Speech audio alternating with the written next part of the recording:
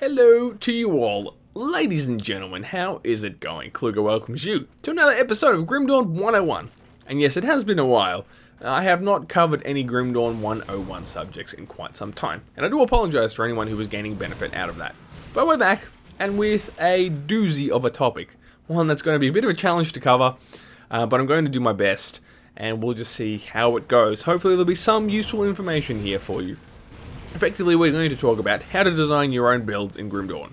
Something that I do, of course, and you may be thinking, hey Kluger, why are you telling us how to do a thing that you tell us how to do? We're going to stop watching your videos now because we can do our own build guides, and that's fine. But you know, it's just a good thing to be able to do, and it's going to encourage collaboration, which is more why I do build guides. They are more prescriptive in nature, the build guides, that's for sure, and this video is prescriptive too, but only, this is like teaching the man to fish instead of giving him a fish, essentially. And then we can all talk about builds together. And that's kind of why the build guides are cool, because I'm being prescriptive about the build, but the idea behind it in my brain is like, hey, if you come up with a better way to do this, let me know. You know, come up with your own awesome idea.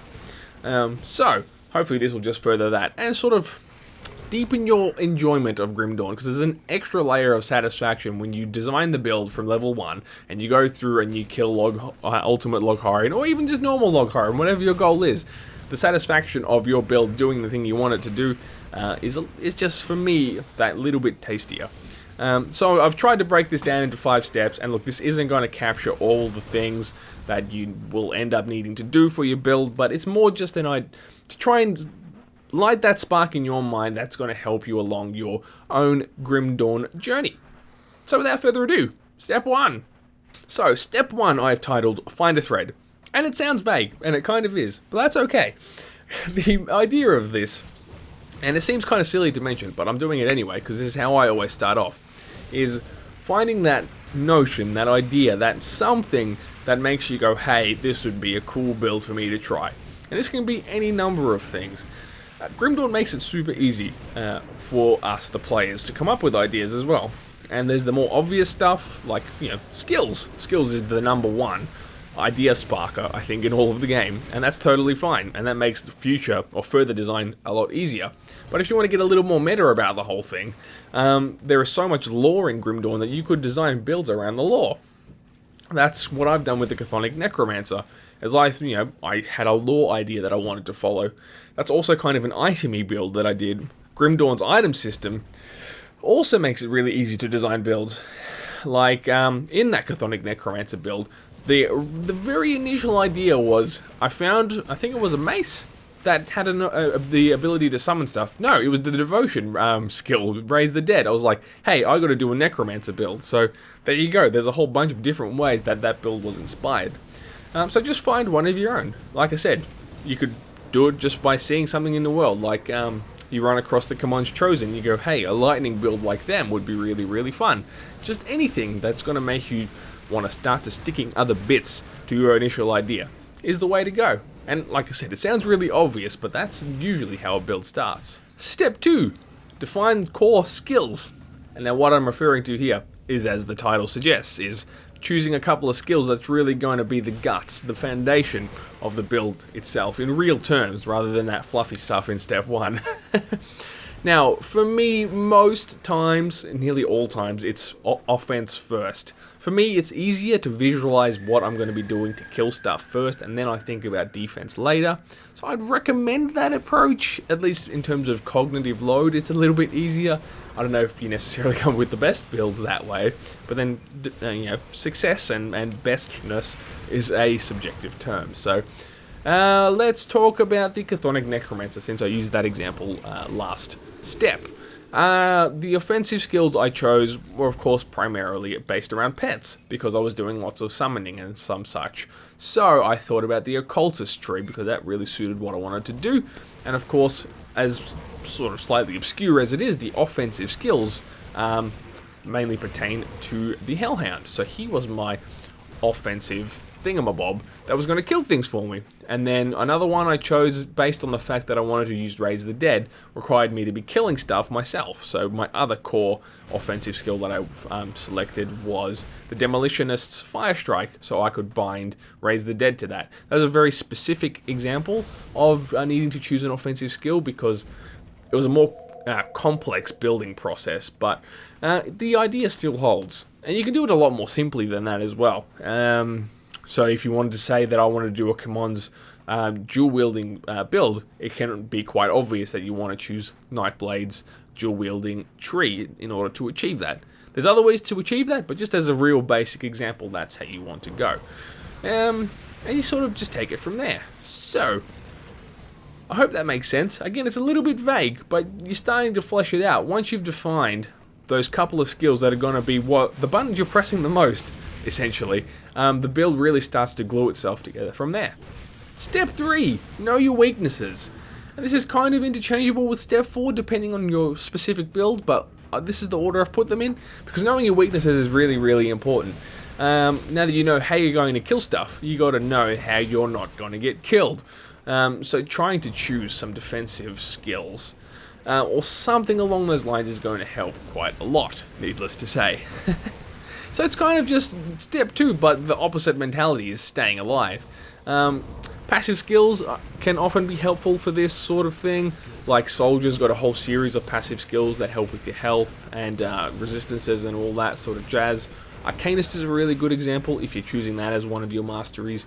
Maven's Sphere of Protection or Mirror of Erioctes are really good examples of defensive skills from there. We got another example. I mean, defensive skills can even come in the form of debuffs. So Curse of Frailty from Occultist. You could consider both offensive and defensive, but in this example, the minus resistances, no, that's offensive. The minus movement speed could be considered a defensive skill because things are going to take longer to get to you. So that's another way you could think about it. Devotion is another really good way to know how to stop dying. That was a terrible sentence, I'm sorry. But you know what I mean. Devotion has a lot of really good, really easy to pick defensive options that are going to really help in this area, both through resistances and through some healing skills as well. There's some, for example, Giant's Blood, if I remember correctly. Oh, come on, brain, you know this. And there's the one up the top. There's the Tree of Life, I think, is another one that are healing skills, and they are really helpful, of course, because they usually just trigger off one of your passive skills that you've selected, and will make sure you don't die. Now, of course, Devotion, while we're on the subject, can be tied into step 2, and the Chthonic Necromancer is a really good example for that, because I specifically said I want Raise the Dead to be one of my core skills.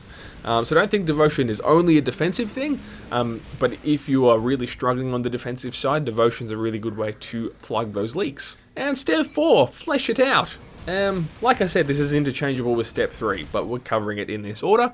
Now that we've thought about our main strengths and weaknesses, just filling out really rounding it out. We've nearly finished the sculpture, and now we're just getting into the more, those supplementary details. You know, a feather in the cap, that last little bit that really ties the outfit together. It's a terrible metaphor. I'm so sorry. The debuffs really is what comes into it here as well.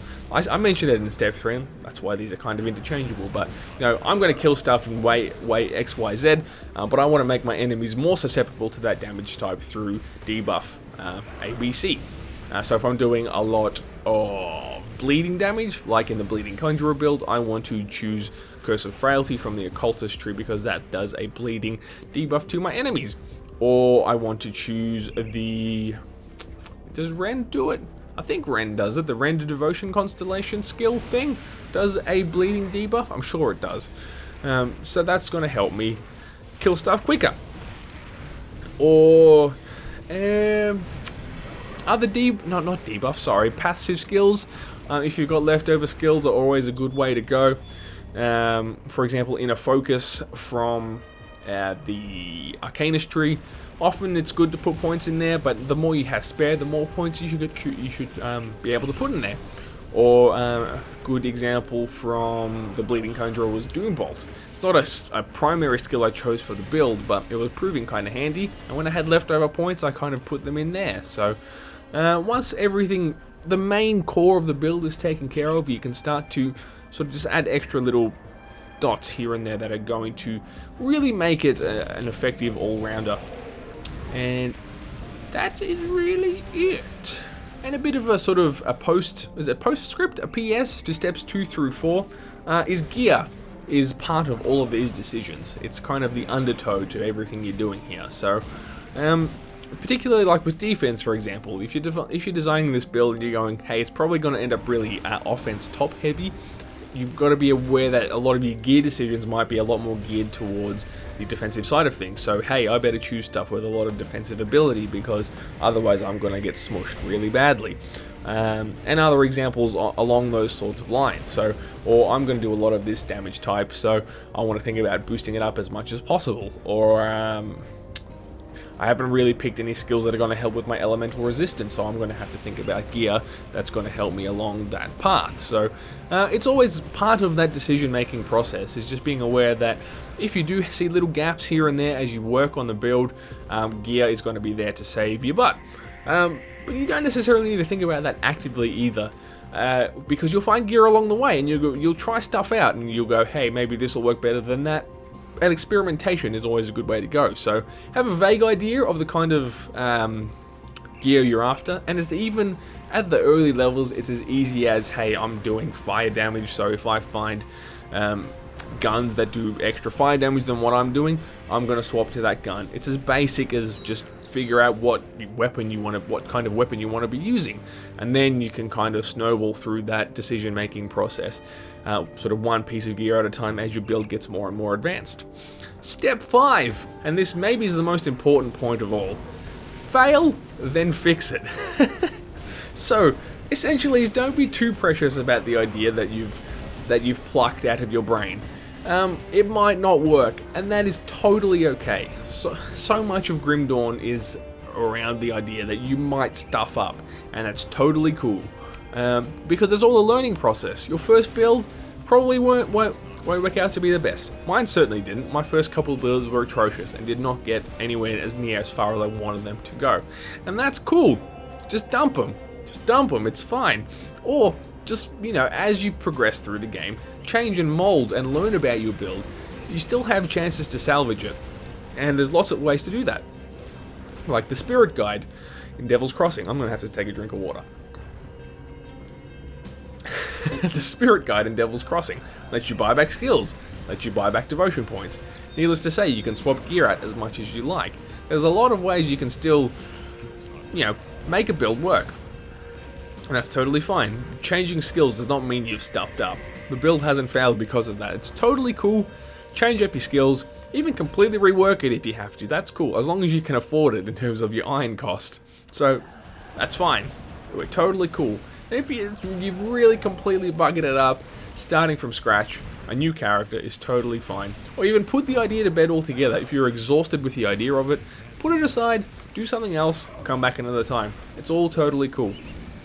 Learning about the game, its mechanics, its ins and outs, with one build, inform the ideas in your next build. So, iteration 1 might be really crap, but you go, hey, I learned about defensive ability and offensive ability really a lot doing this build. Then you design a completely different build, but then you're much more wary about your decisions around offensive and defensive ability, and so you get to there, and so on and so forth. And then eventually you'll get to here, and you'll be clocking ultimate difficulty, and you'll be stoked. But then part of failure is that, again, it is subjective. Someone might think, hey, I only made it to normal, what a failure. But someone might be thinking, hey, I beat normal difficulty, what a resounding success. So, remember that. Success and failure in this game, and in any game, and any life, is subjective. So, it's, get to where you want to go and be satisfied with that at the end of the day. So, like, life philosophical meta nonsense. But in Grim Dawn, it makes sense too. And that is all there is to that, ladies and gents. I hope you have found this little guide of mine helpful. Hopefully the thoughts and ideas and concepts weren't too intangible, weren't too loose, weren't too vague. Hopefully there is some nugget of knowledge amongst my ramblings that's going to help you in your Grim Dawn endeavors. If so, thumbs up, leave a like down below, let me know I did a good job. Otherwise, comment down below. If you have any questions or concerns or suggestions or thoughts, dump them down there. I'm pretty active in the comments. I try to reply to as much as I can. And I'm happy to have a chat with you dudes from there. So I will leave it at that. I hope to talk to you again really soon. My name's Kluger, and you have a great day.